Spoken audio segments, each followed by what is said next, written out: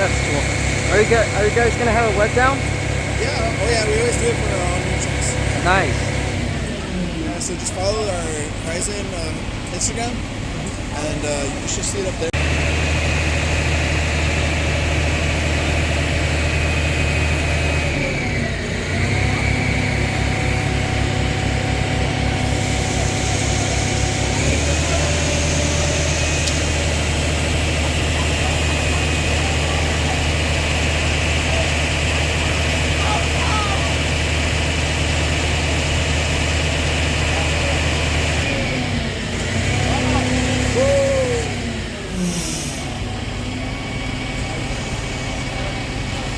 That's way too humid. Found them. Or one of them. Where was it? I don't know if the other one was on that side. I don't think there's any more hardness. I'm gonna have to go through like this. It's totally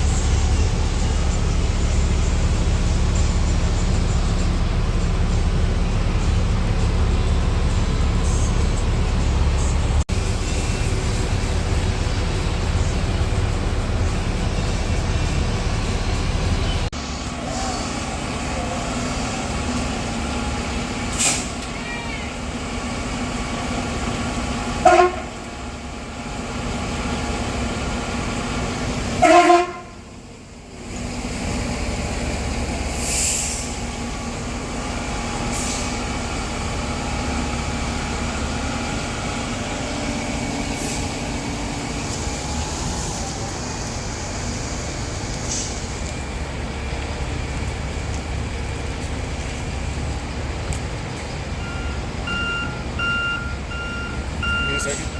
Yeah.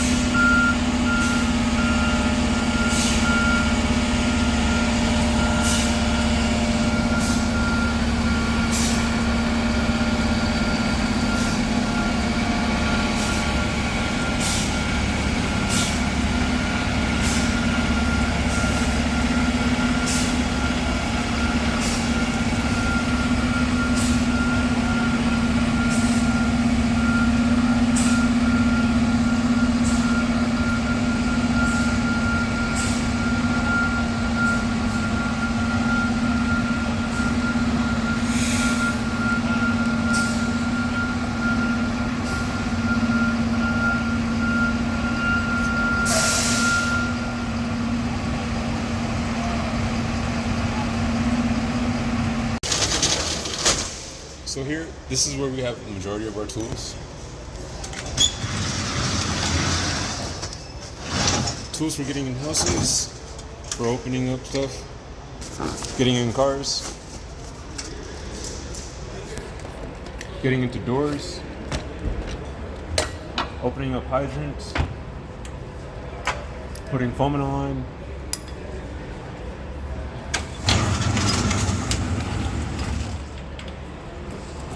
This baby right here is called a high-rise pack for when we need that extra hose.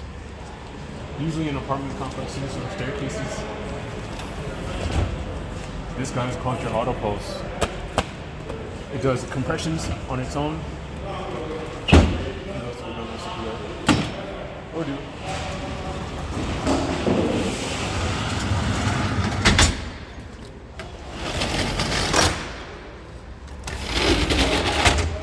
And here are the your main extraction equipment. ones. Here's your circular saw, your spreaders, your ram jammers, your chainsaw, and your jack.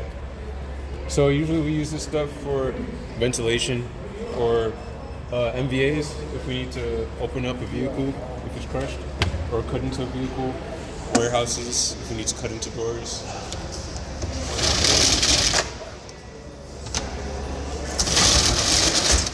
Here is our ventilation unit.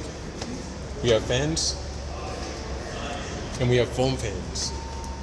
We also have tarps and a little tools on the side to help out with it. You got your bolt cutters, your flathead X. This tool is a necessity in every yeah. fire. And your TNT tool. Heavy but effective.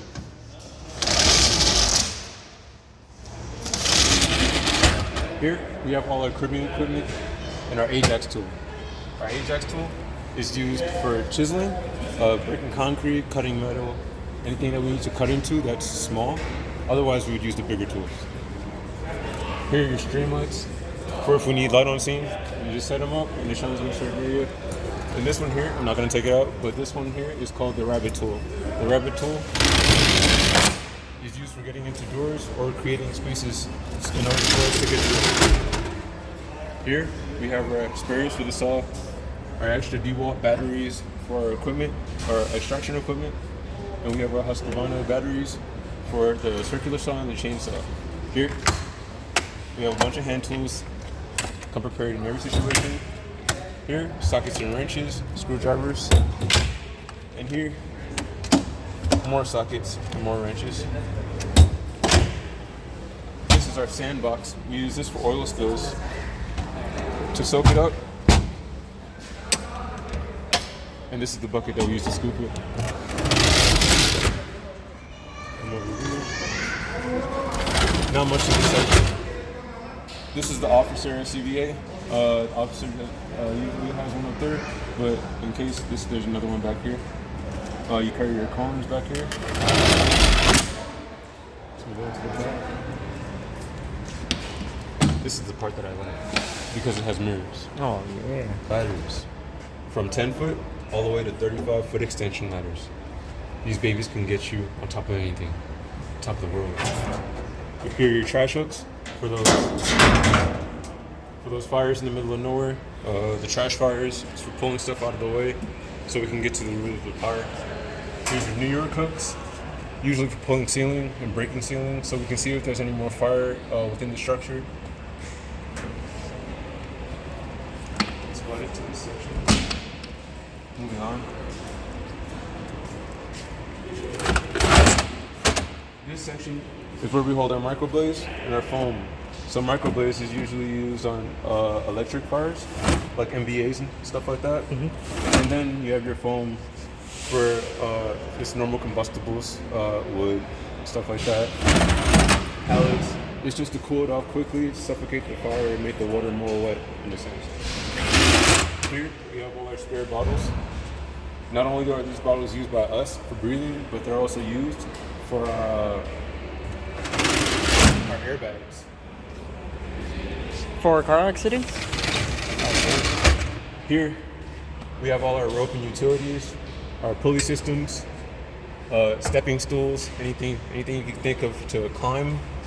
And also we have something called a RIC pack. This baby is what we use when we have a down firefighter situation. We go inside with the extra bottle, extra mask, swish it out, and pull them out.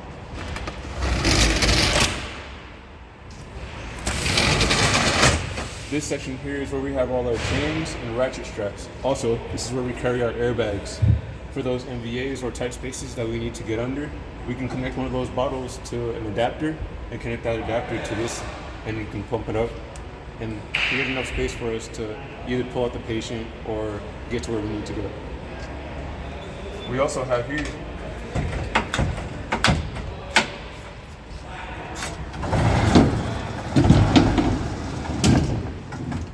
some shovels and TNT tools. So these are your TNT tools here.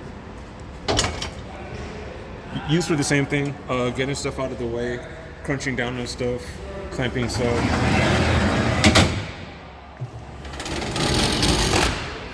super big jacks in a sense.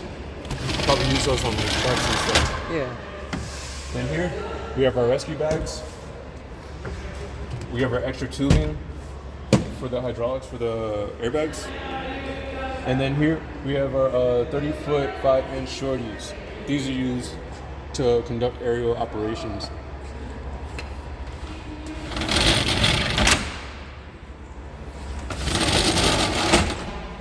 This is just the other side of the first section that I showed you, but since it's so big, we have to put 2 doors on it. Yeah.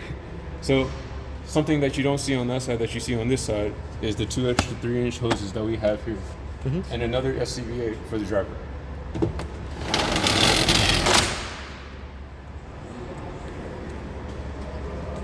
Here, you have all your pump controls, you have your intakes, you have your discharges, you have your foam inlets, and these are all the controls in order to pump water. This is if you want foam. This is if you want from tank to pump. If you want to push out water, tank fill, and recirculating line. Got an engine cooler. There's a bunch of cool stuff back here. Yeah. And here is where you find your flow sheet. So what the flow sheet is it tells us how much pressure and how much GPMs that we have to push through in order to be efficient at the nozzle, depending on what nozzle that we're carrying.